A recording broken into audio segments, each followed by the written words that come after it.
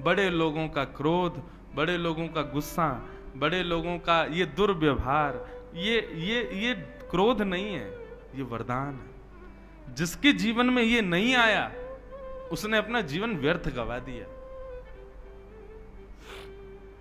क्रोधापि देवेन वरेण तुल्यम, वही बात यहां परीक्षित कह रहे हैं। बोले गुरुमुख ये मत को 7 दिन में मरने का श्राप मुझे लगा है, मुझे तो आशीर्वाद मिला है। और कैसा आशीर्वाद देखो, श्राप को आशीर्वाद माना तो आशीर्वाद ही बन गया। आज तक इस आशीर्वाद का साक्षी पूरा विश्व लेता है भागवत सुन करके, ये आशीर्वाद ही तो था। परीक्षित जी ने अगर उसको श्राप ही माना होता ना तो वो श्राप ही बन गया होता, लेकिन परीक्षित जी ने उसको स्वीकार किया एक आशीर्वाद के रूप में। ऐसी बंधुओं जीवन में कैसी भी स्थिति आवे, विपरीत भी आवे ना, उसको भी भगवत कृपा मानो तो विपरीत स्थिति विपरीत नहीं रहेगी, वो कृपा ही बन जाएगी ठाकुर जी की। आप सकारात्मक बुद्धि से जियो तो सही। हमारे साथ ऐसा हो गया, हमारे परिवार में ऐसा हो गया, मत बोलो ये सब। आप उसको गलत मानोगे तो वो गलत है, लेकिन आप सोचो कि चलो ये गलत हुआ, कोई बात नहीं, ठाकुर जी की कोई और इच्छा होगी, शायद कुछ मंगल करना होगा। आप ऐसा मानेंगे, जैसे ही मानेंगे तुरंत आप देखना कि वो आपको प्रसाद जैसी दिखने लगेगी वो स्थिति। ये मैंने अनुभव किया अपने जीवन में। आप लोग मुझसे भी बड़े हो उम्र में, कई लोग, मेरा तो इतना अनुभव नहीं, पर इतने दिनों में भी जो अनुभव हुआ उसको मैं साझा करूं तो ऐसा ही है कि आप विपरीत स्थिति को भी ऐसा मान लो कि ये ठाकुर जी की इच्छा है, शायद ये मेरा निर्माण इसी से होगा, तो हो ही जाएगा। लेकिन आप उसको गलत नकारात्मक रूप से लोगे कि ये क्या कर दिया भगवान ने, सब गलत कर दिया, ये तो गलत ही हो जाएगा वो। राजा परीक्षित को 7 दिन में मरने का श्राप लगा, लेकिन उन्होंने मुस्कुरा करके वरदान मान करके उसको स्वीकार किया। अपने पुत्र जन्मेजय को राज्य गद्दी पर बिठाया इंद्रप्रस्थ के, और स्वयं आ गए कहां, इसी नगर में। और भ्रमण करते हुए सुखतीर्थ गंगा के तट पर जैसे ही पहुंचे, असंख्य संत बैठे थे वहां पर। सबसे जाकर के राजा परीक्षित ने कहा कि भगवान जल्दी मरने वाले की मुक्ति का उपाय बताइए।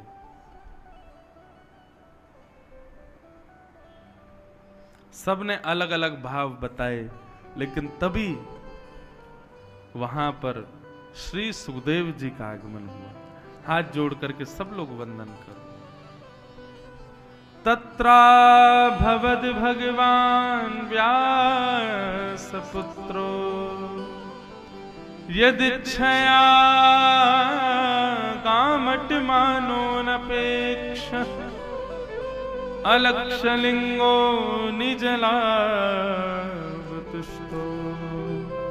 व्रतस्य वालै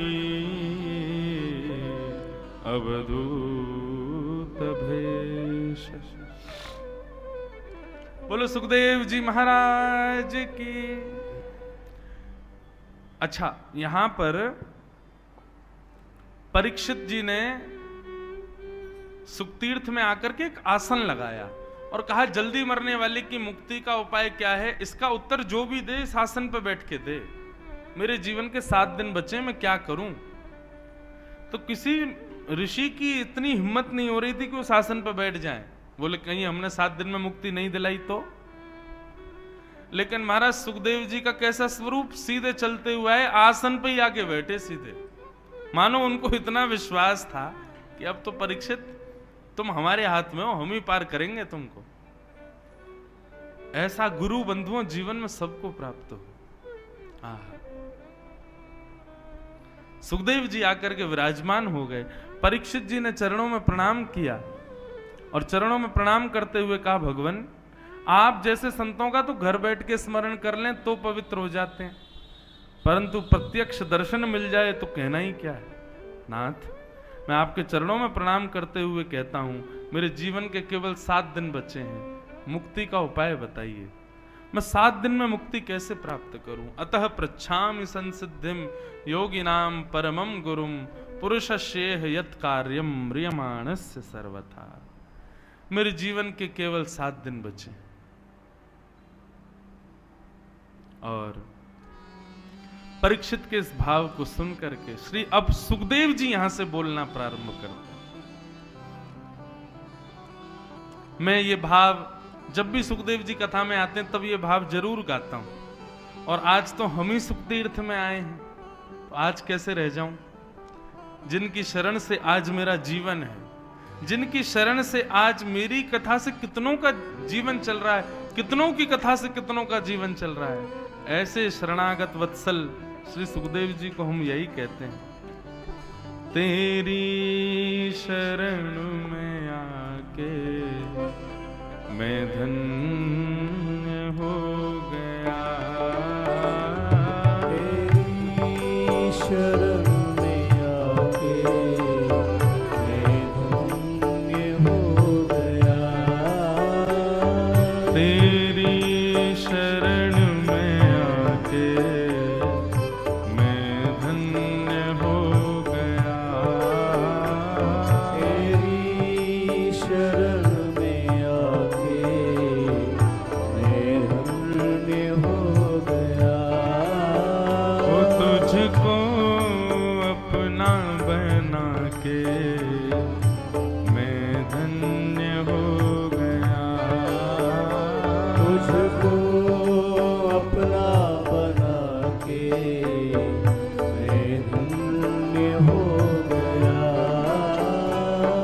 जन्मों की प्यास थी जो, जन्मों की प्यास थी जो, जन्मों की प्यास थी जो, जन्मों की प्यास थी जो, संपन्न हो गया, तेरी शरण में आके मैं धन्य हो गया, तेरी शरण में आके मैं धन्य। श्री सुखदेव जी महाराज की।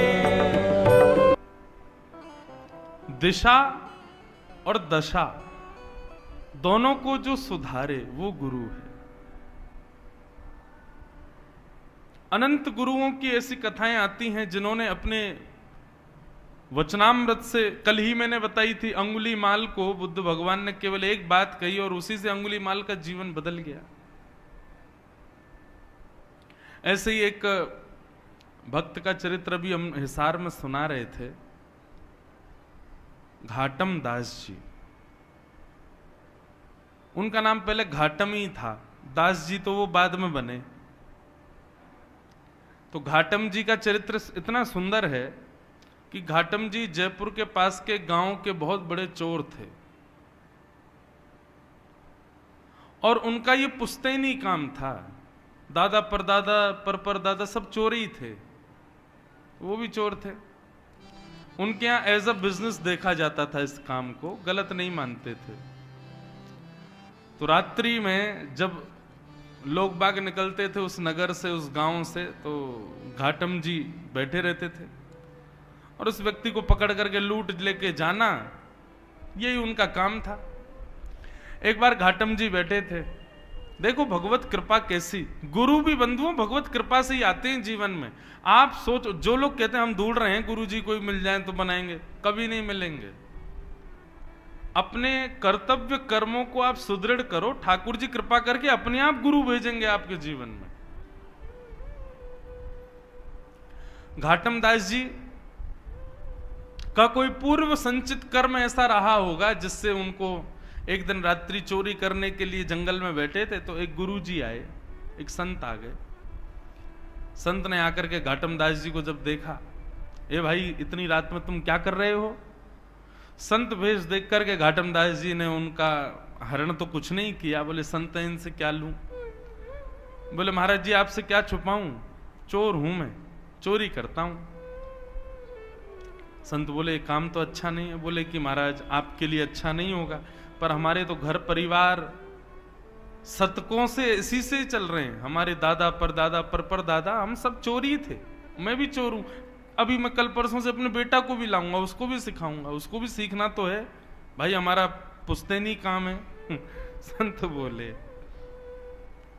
क्यों करते हो, गलत है ना, किसी की मेहनत की कमाई को तुम ऐसे लूट लेते हो। बोले तो हम भी तो मेहनत करके लूटते हैं, हमारी भी तो मेहनत है।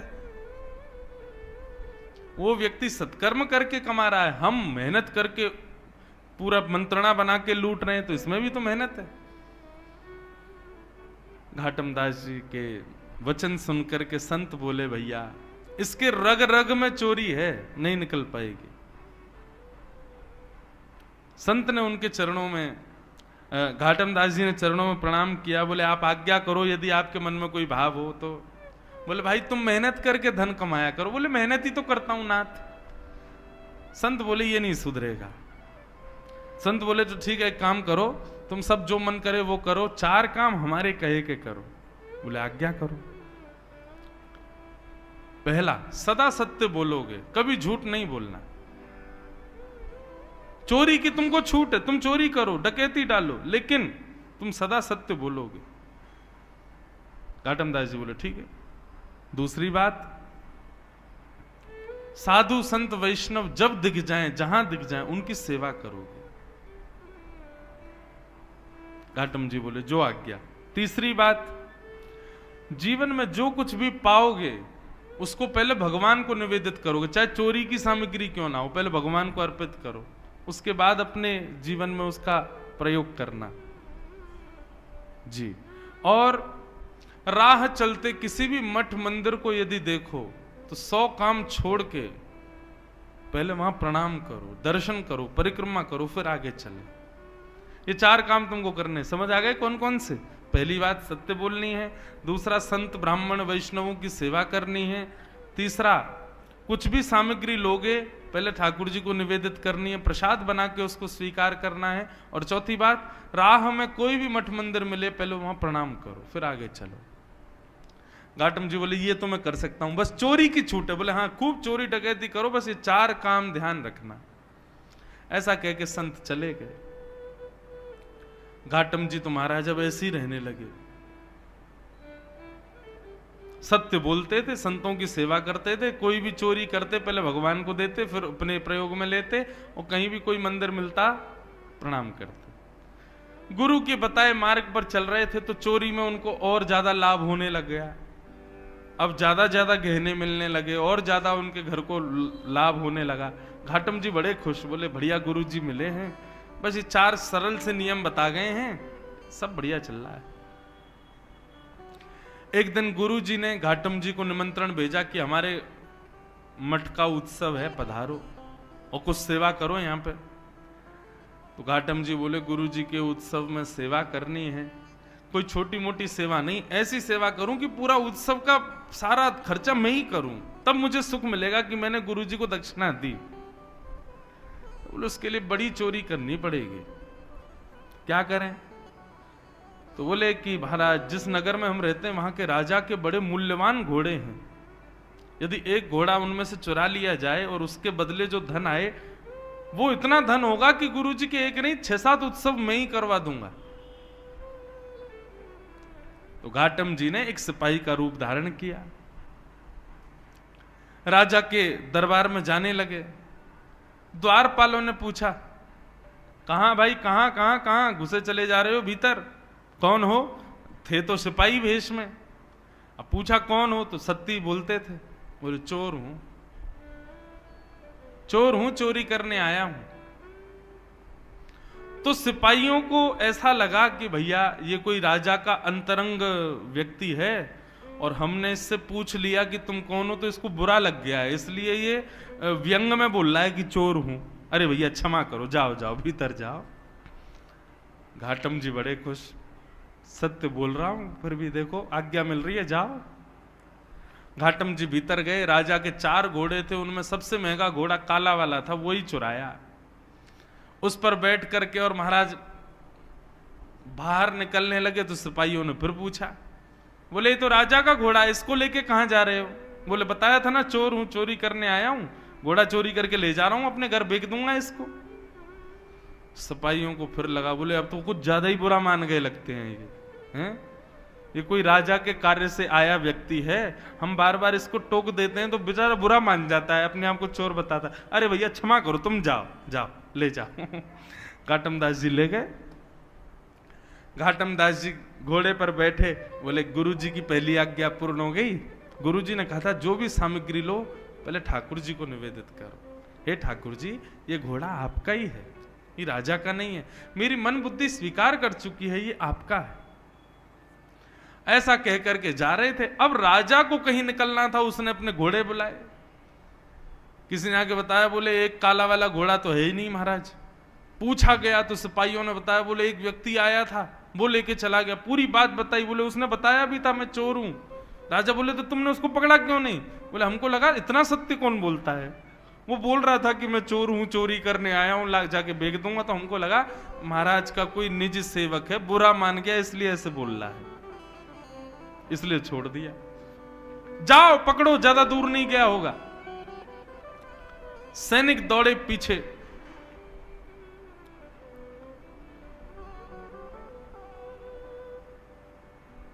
सैनिक पीछे दौड़े। अब यहां घाटम जी घोड़ा लेकर के जा रहे थे।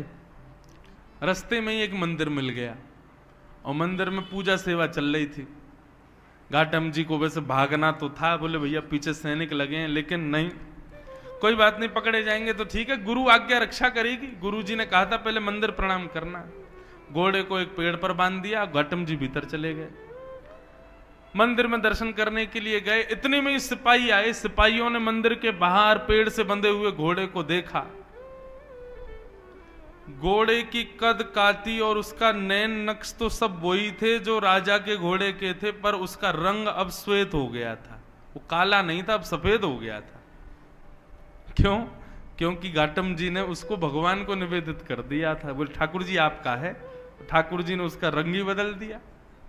बोले राजा का तो काला था, भगवान का तो सफेद है। सैनिक गए महाराज, सैनिक सब घेर के खड़े थे। घाटम जी अंदर से मंदिर से पूजा पाठ करके परिक्रमा करके बाहर आए, देखा सैनिक खड़े। सैनिकों ने पूछा, हाँ भाई ये घोड़ा किसका है? राम जी का। सत्य बोल रहे हैं, मैंने तो निवेदित कर दिया उनको। बोले तुम राजा के यहां से चुरा के लाए हो ना इसको? बोले हाँ ये बात सत्य कि राजा के यहां से चुराया, पर मैंने अब ये ठाकुर जी को दे दिया है, अब ये ठाकुर जी का है। तो क्या बकवास करते हो? और ये काला था, ये गोरा कैसे हो गया? बोले वो तो मैं भी सोच रहा हूं कि ये गोरा कैसे हुआ। मुझे ऐसा लगता है राम जी को गोरे घोड़े पसंद होंगे, इसलिए उन्होंने इसको गोरा कर दिया। सैनिकों के दिमाग में बात ही नहीं घुस रही घाटम की। बोले बोल क्या रहा है? बोले भाई कद काटी तो वही है, सब नैन नक्श वही है राजा के घोड़े के जो थे, ये गोरा कैसे हो गया? तो घाटम जी बोले मैं बोल भी तो रहा हूं कि मैंने चुराया, और जब चुराया था तब काला था, पर राम जी को निवेदित किया तो गोरा हो गया। सैनिक बोले ऐसे काम नहीं, इसको पकड़ के ले चलो, ले चलो इसको। पकड़ के राजा के सामने ले गए। राजा ने कहा भाई घोड़ा तो ये मेरा ही है, पैरों में नाल भी वैसी, आंख भी वैसी, कान भी वैसे, गले के बाल भी वैसे, सब कुछ, लेकिन ये गोरा कैसे हो गया? और 1 घंटा भी नहीं हुआ तुमको चोरी किए, इतनी जल्दी कोई पुताई करके रंग तो बदल नहीं सकता, ये रंग इसका गोरा कैसे हुआ? घाटम जी बोले क्योंकि नाथ ये पहले आपका था, अब ये राम जी का है। बोले राम जी का मतलब? बोले मैंने राम जी को निवेदित कर दिया, उनको दे दिया, प्रसाद बन गया, अब ये उनका प्रसाद है, उनको गोरे घोड़े पसंद होंगे इसलिए गोरा हो गया। आपका ही है, मैं मानना हूं मैंने ही चोरी किया है, पर ये अब राम जी को दे के मैंने गोरा करवा लिया। राजा का भी सर घूमने लगा। बोले ये कैसा व्यक्ति है, क्या बोल रहा है? बोले सुनो ये झूठ बोल रहा है, ये चोर को बचाने का प्रयास कर रहा है। चोर तो इसने भगा दिया असली घोड़े के साथ, और ये नकली घोड़ा लाके हम लोगों को गुमराह कर रहा है। नहीं नहीं महाराज मैं झूठ नहीं बोलता, ये आपका ही घोड़ा है। बोले यदि ये मेरा घोड़ा है तो मेरे घोड़े की एक पहचान है कि उसके गले के पास में एक मस्सा है बालों के भीतर। बोले देख लो। आकर के महाराज बाल हटा करके देखे, राजा तो महाराज मूर्छित जैसा हो गया, मस्सा दिख गया उसको। बोले असंभव, ये गोरा कैसे हो गया? बोले मैं बता रहा हूं ना, ये राम जी को निवेदित कर दिया मैंने। राजा चरणों में गिर गए, भैया तू क्या बला है, तू ये बता पहले। सत्य भी बोल रहा है, चोरी भी कर रहा है, सबको बता भी रहा है मैं चोर हूं, सब कुछ कर रहा है, और अब तो ये है क्या? बोले मैं अपने गुरु की आज्ञा का पालन कर रहा हूं, मैं चोरी करता हूं, चोर हूं, पर मैं सत्य बोलता हूं। जो भी सामग्री चुराता हूं पहले भगवान को निवेदित करता हूं, संतों की सेवा करता हूं, और कहीं भी मंदिर दिखे, मठ दिखे तो प्रणाम करता हूं। महाराज राजा बोला ये चोर बनने योग्य व्यक्ति नहीं है। बताओ कितना सत्यव्रत अपने गुरु के वचनों के प्रति।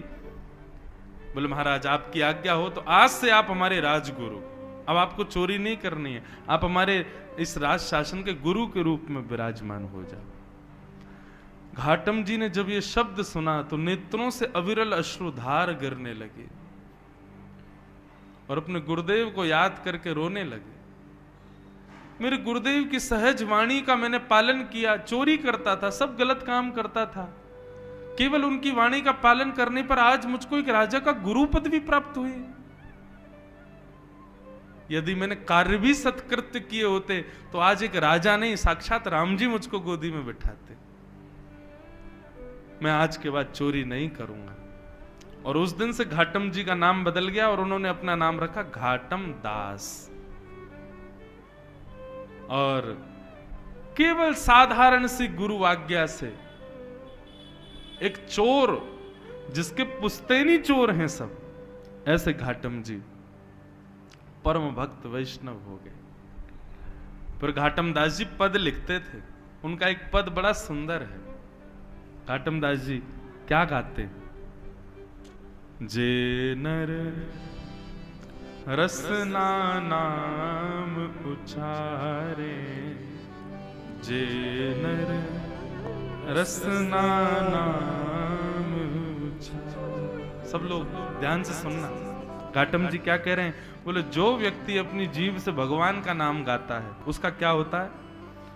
केतक बात आप तरवे की, केतक बात आप तरवे की, कोटि पतित निस्तारे, कोटि पतित निस्तारे।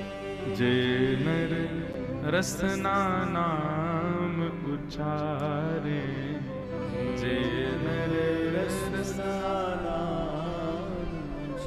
घाटम दास जी कहते हैं यदि तुम सोच रहे हो कि तुम अपना कल्याण स्वयं कर लोगे, कभी नहीं कर पाओगे। जब तक तुम्हारी जिह्वा पर भगवान नाम नहीं आएगा तब तक तुम्हारा कल्याण नहीं हो पाएगा। इसलिए अपनी जिह्वा पर दुनिया भर की सामग्रियों को बैठा करके उसको सुशोभित मत करो।